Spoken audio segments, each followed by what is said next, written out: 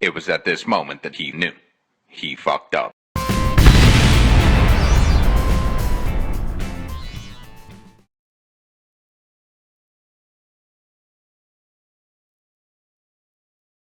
Welcome back. I'd like to share with you my experience building an SSTO in Kerbal Space Program. In particular, I'd like to show you how I accounted for the center of gravity which moves during flight as a consequence of fuel consumption, as well as the related problem of wing placement and center of lift, in addition to flight characteristics and other factors you might consider when building an SSTO.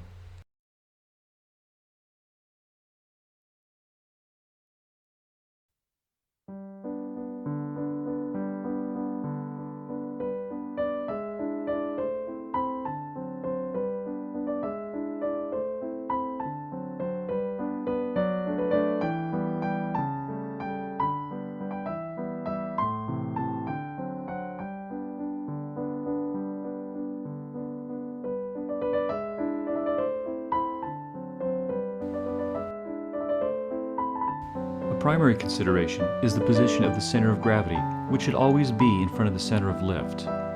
This ensures that the tail end acts as a sort of weather vane so that the aircraft always points forward during flight.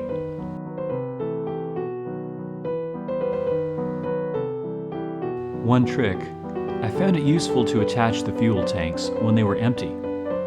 This allowed me to ensure that the center of gravity remained in front of the center of lift even as most of the fuel was consumed during flight, and prevent the sort of catastrophic spin out while making high-speed maneuvers that you saw at the beginning of the video. I decided not to use the rapiers, but instead design a multi-stage ship with various engines that are optimized for use at different altitudes and at successive stages of the flight.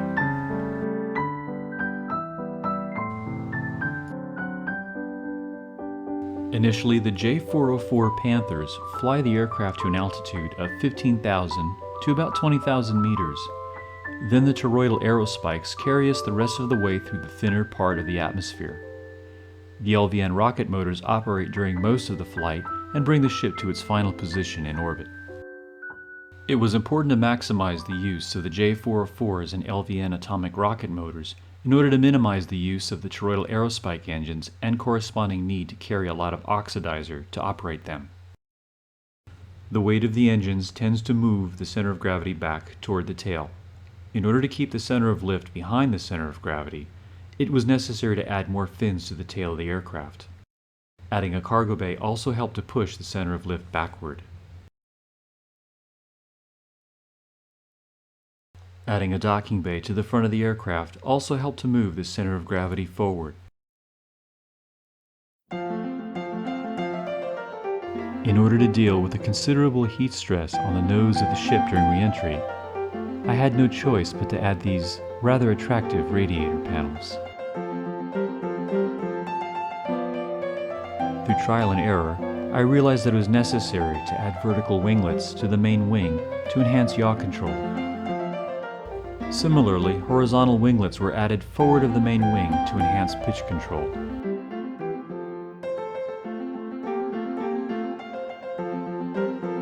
Air brakes help greatly to reduce speed during re-entry, but because they cannot be cooled with radiators, it was necessary to add 2 sets of air brakes for use on a 50% duty cycle. As will be seen during the test flight, a 16-second cycle pushes the air brakes to their maximum heat tolerance.